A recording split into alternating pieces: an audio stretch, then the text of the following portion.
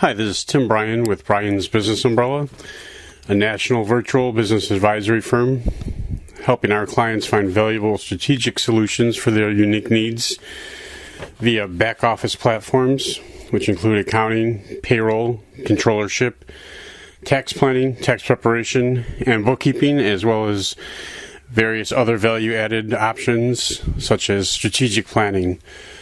This is our fourth episode of my podcast. No value-added business advisory, no value-added tongue-in-cheek.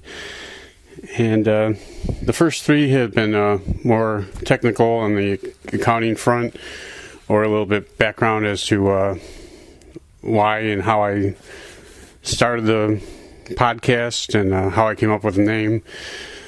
But today I wanted to speak a little bit. It has something to do with business, but it's more in general, and that is mindset. Because in order to be successful, you have to be in the right frame of mind and the right mindset, and it's all easy to do, but it has to become a habit. Because a lot of people dwell on the negative and what might go wrong. And our mindset wants to be on the positive and what can go right and what will go right if we focus on the positive. Because if you focus on the positive, you attract positive, and that's been proven through this throughout the world. It's biblical proportions, because it's throughout the Bible. That be not afraid, and I will be there for you. And if you ask, you will receive it. But your thoughts have to be congruent with what your actions are. And so that is huge for business and in life. So again, you want to be thinking abundance. You have to be flexible. You want to adjust the way you're thinking to see a better world. Your happiness depends on the way you think. And again, it's all you want to be grateful. It's all part of a book called The Secret, which is, the secret is, if you think positive and think about what you want rather than what you don't want, you will receive that. And so I've taken that into account for my own firm and company, and it's proven to pay big dividends. I was limiting and thinking, so I was trying to compete on price, which is near impossible. Just taking any client that came along, why would they spend more? But then I realized, well, I have a lot to offer due to my experience in schooling and accounting, and my experience is 17 years as a controller. What I've seen, the different scenarios that I've been in, and a lot of people value that. So now I base on value, and when I go in front of a prospect, I have a confidence base based on my mindset, my thought process, as well as the experience. So it all starts with thinking positively. Of course, you do have to have the technical expertise. You can't just sit there and, well, you could the first time. You can get clients just faking it till you make it. But if you don't have the expertise, then of course, eventually that's going to be found out. But so if you do have the, you want to go in whatever level of your business or career you're in, you want to take that into account. But still, you do have value at any point, and you want to build upon that.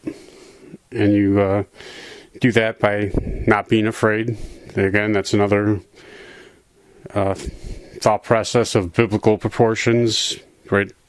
All the way throughout the Bible, it says, do not be afraid. Fear is the most self-limiting factor that there is out there. So you want to take care of that. And again, in the business world, a lot of that is taken care of by staying positive and knowing your stuff and just believing in yourself. Like if anyone else can do it, so can you. So you might as well.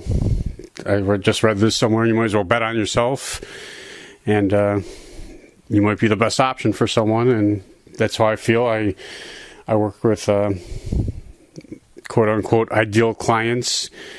What I want to look for in a client, what level of expertise they should be at, so that they are in a position to be able to pay for my service, because I'm not the cheapest option out there, but I am one of the best and excellent option.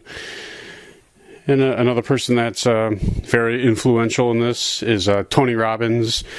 He says, if you don't like the way things are going, just change your perception. You can do it with a snap of the fingers.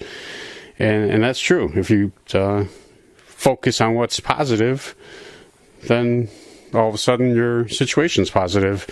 And it's all with mindset, being positive, making sure that you say you want something, but are your actions really taking you in that direction? It's all part of the self-improvement, which translates into life in general, as well as your business. So the first thing we have to do, which is not technical, is to get our mindset straight, think positive thoughts. Like if I have friends that are more political than I, and I'll read their posts. And if I start getting into it too much, then I start to, one side's on the left, one side's on the right, and they start bickering back and forth.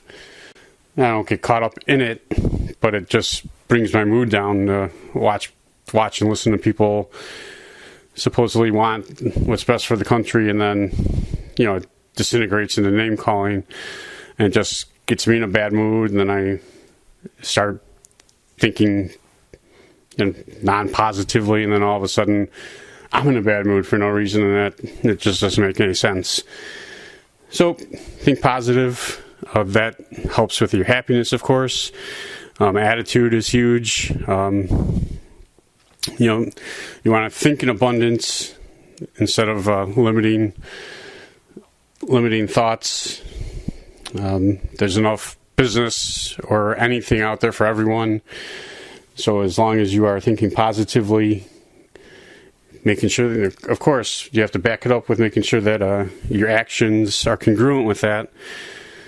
So if you're saying you want something to happen, but you're doing the opposite, then it's not going to work. You have to think positive and work towards that in a positive manner. And then if you ask, you will receive. You have to be patient. You have to build up, follow the plan, follow the way your higher power leads. And that is a gift that will give forever. And that is today's episode, is to make sure that you're in a positive mindset. And again, that was mostly life, but it translates proportionately and directly into your business. So with that, I will end this episode, and the next one is going to be in regards to my two favorite non-balance sheet or income statement accounting items, which are sunk costs and opportunity costs. They go into every decision, or they should anyway, go into any decision that a business owner makes, but they are not directly formalized on a statement.